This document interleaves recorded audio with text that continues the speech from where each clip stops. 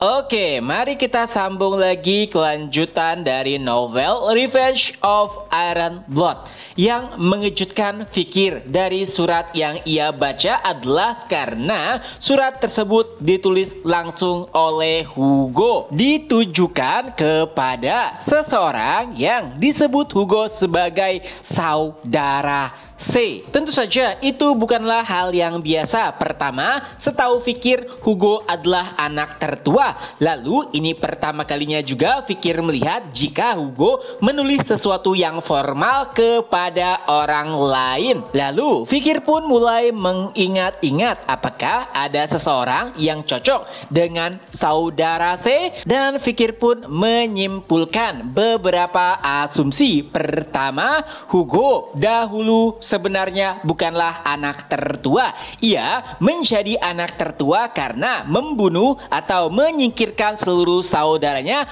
untuk mendapatkan posisi kepala keluarga. Lalu mengingat Hugo nampak begitu sopan dengan saudara C, sepertinya ia bukanlah sosok sembarangan. Oh ya, isi surat tersebut adalah meminta saudara C untuk hadir dalam acara perjamuan atau perayaan atas kembalinya Fikir setelah 2 tahun menghilang. Nah, seingat Fikir, mereka yang menghadiri perjamuan berasal dari 7 kaum, dan dari informasi yang ia dapatkan dari Cindy Wendy, hanya ada 1 kaum saja yang tidak hadir di dalam perjamuan tersebut. Lalu dari informasi yang Fikir dapatkan juga, kaum yang tidak hadir ini adalah kaum yang tidak pernah memperlihatkan dirinya, atau bisa dikatakan ia selalu bersembunyi. Nah, akhirnya Fikir pun menemukan satu nama,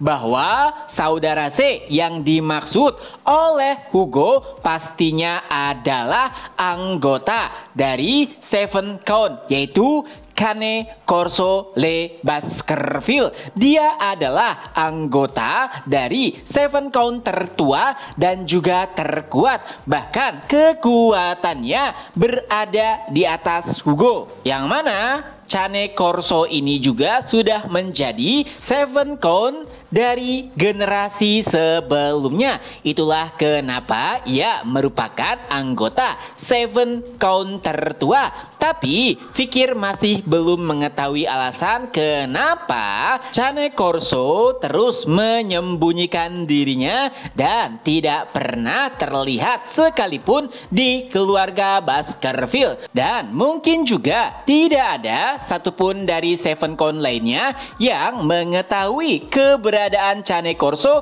kecuali Hugo. Itulah kenapa ia pun mengutus seseorang untuk mengirimkan surat kepadanya. Nah, setelah mendapatkan gambaran besar terkait dengan situasi yang dihadapi oleh Fikir, ia pun kembali melanjutkan perjalanan untuk menyelesaikan tugasnya.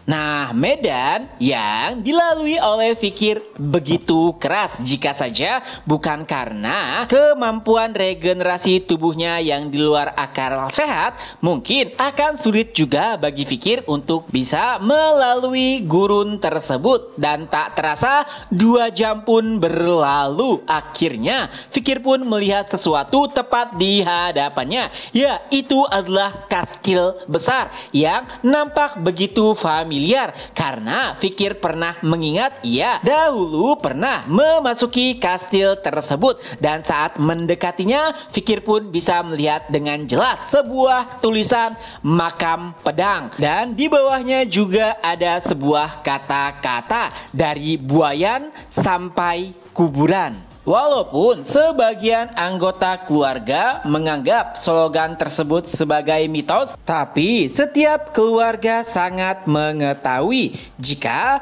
Baskerville sejati lahir dan mati di makam pedang. Oh ya, Mimin koreksi ya, bukan kastil melainkan tower. Tangga di tower tersebut nampak begitu rapuh, dan jika saja Fikir belum mencapai ranah Sword Master, mungkin akan sulit bagi Fikir untuk mencapai lantai tertinggi pada menara hitam tersebut. Lalu beberapa saat setelahnya, akhirnya Fikir pun telah mencapai lantai tertinggi, dan ia pun bisa melihat seseorang tengah duduk di atas singgasana pedang.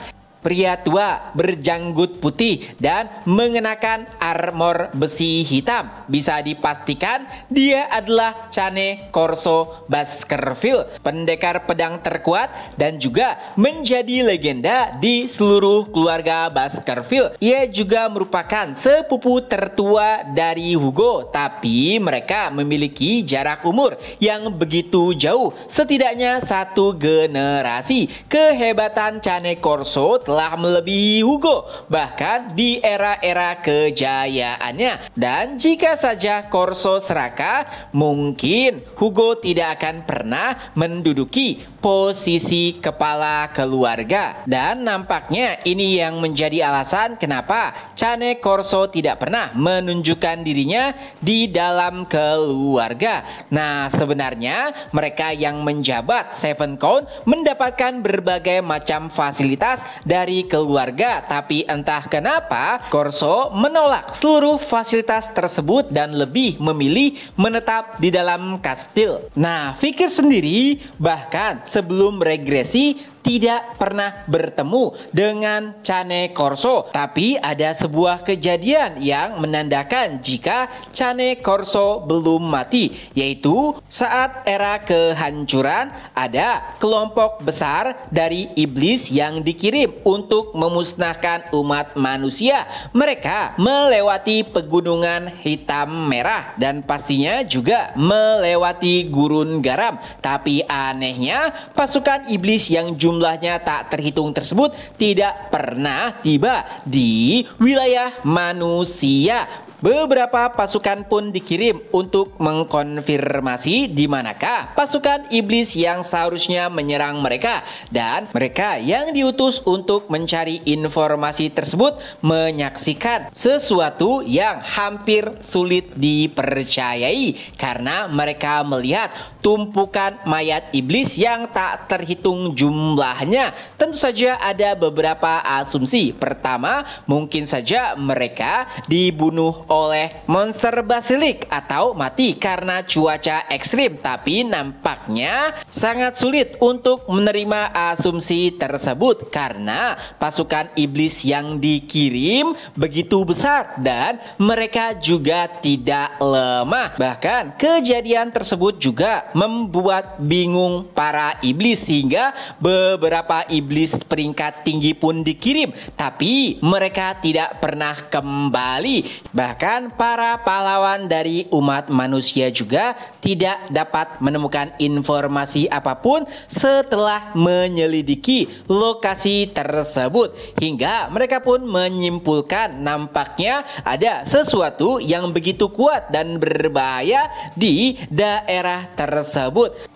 Nah, nampaknya satu-satunya orang yang mengetahui keberadaan Cane Corso di wilayah gurun garam hanyalah Hugo seorang. Itulah kenapa ia mengirim salah satu anggota pasukan Pitbull untuk memberikan surat kepadanya. Dan ternyata itu juga alasan Fikir datang ke tempat ini, ya, untuk menemui langsung Cane Corso Les Baskerville yang telah melampaui Hugo sejak lama. Alasan Fikir ingin menemuinya adalah untuk mempelajari gigi ke-8 ataupun gerakan ke-8 dari teknik pedang Baskerville yang bahkan Hugo belum menguasainya. Tapi ada hal penting lainnya, yaitu juga untuk mendapatkan pohon hantu yang menjadi tugas lainnya dari Hugo, di mana kebetulan ternyata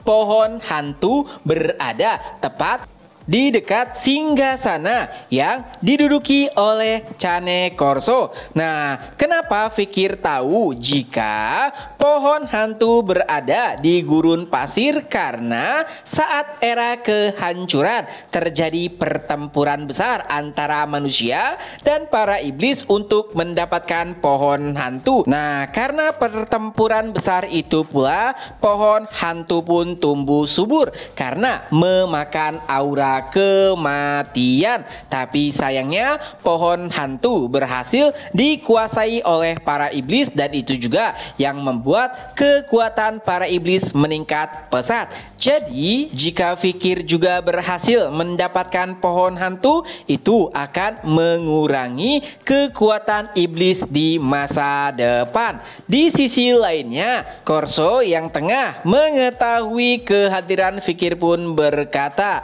"Nak, siapa kau? Ini adalah makam pedang, tempat terakhir bagi mereka yang mencari jalan pedang." Tapi nampaknya Fikir tidak terlalu mempedulikan perkataan Corso. Walaupun jika dilihat dari silsilah keluarga, Corso seharusnya adalah paman Fikir. Alih-alih menyapanya, Fikir malah telah bersiap untuk menyerang Corso. Ia juga berkata, "Cari tahu sendiri jika kau ingin mengetahui siapa diriku." Ya, yang ada di kepala Fikir saat ini hanyalah mendapatkan pohon hantu dan juga mendapatkan informasi bagaimana cara untuk menguasai gigi ke-8 dari teknik pedang Baskerville. Dan chapter pun berakhir. Nah, itulah kelanjutan dari novel Revenge of Iron Blood. Semoga terhibur.